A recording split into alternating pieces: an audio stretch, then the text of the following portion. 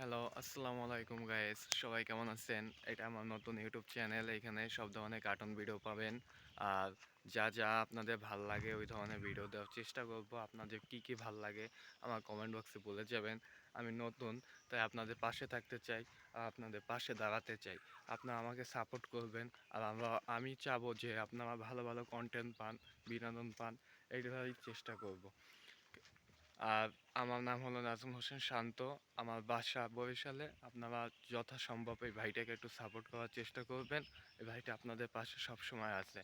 আজকে আমার এলাকাটা আপনাদের দেখাবো। এলাকাটা দেখবেন প্লিজ। এলাকাটা একটু ঘুরে দেখাবেন। দেখেন, এই হলো আমাদের এলাকা, রাস্তাঘাট। এই সাইডে কোলা আছে।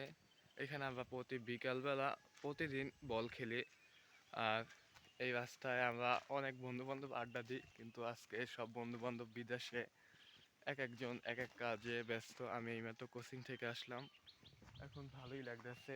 কিন্তু এই চ্যানেল তো নতুন, ভিউ আসে না, সাবস্ক্রাইবার আসে না। আপনার পাশে থাকলে হয়তো আমি এগিয়ে যেতে পারবো, কারণ ইউটিউবার তো একলা একলা হওয়া যায় না। মানুষের সাহায্য ছাড়া এইসব সম্ভব না। আপনারা যদি সবসময় পাশে থাকেন তাহলে হয়তো আমি ইউটিউবার হতে পারবো, আমার স্বপ্নটা পূরণ হবে। আমি লেখাপড়া করি, আমি এবার ইন্টার ফার্স্ট ইয়ার পড়ি। এইমাত্র কোচিং থেকে আসলাম। কোচিং শেষ করে 3টা কোচিং করছি, তারপরেই আসলাম বাসায়। তারপর আপনাদের জন্য একটা ভিডিও বানালাম। যদি ভিডিওটা আপনাদের কাছে ভালো লাগে তাহলে ভিডিওটা একটা লাইক করে, আর চ্যানেলে যারা নতুন তার ভিডিওটা একটা কমেন্ট করে দেবেন, আর চ্যানেলটা সাবস্ক্রাইব করে দেবেন প্লিজ। আপনাদের কাছে এই জিনিসটা অনুরোধ আমার কাছে। এই যে দেখেন, আমাদের এখানে মরিচ গাছ আছে, তারপর বাদাম গাছ। যা লাগে আপনারা কি পছন্দ করেন আমাকে বলবেন, চেষ্টা করব আপনাদের কাছে পৌঁছানোর ওই জিনিসগুলাই। এখন আপনারা বললেই হয় যে কি পছন্দ করেন।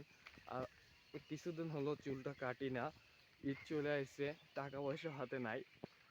চেষ্টা করতেছি কয়েকদিন পরই কাটতে ফেলবো। এখন আপনারা কি বলেন, চুল কাটলে কি ভালো লাগবে আমাকে, নাকি এখনই ঠিক আছে?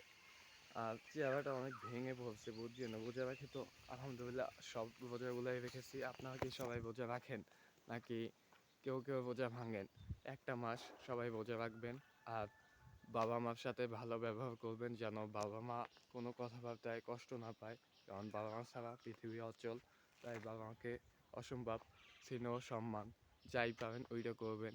আর আসসালামু আলাইকুম, ভালো থাকবেন সবাই। আর এই ভাইটাকে যা বললাম একটু পারলে সাপোর্ট করে দিয়েন। ভাইটা আপনাদের সাপোর্ট ছাড়া অন্ধ। এই ভাইটা যদি আপনারা সাপোর্ট না করেন তাহলে আর কিছু করার নেই।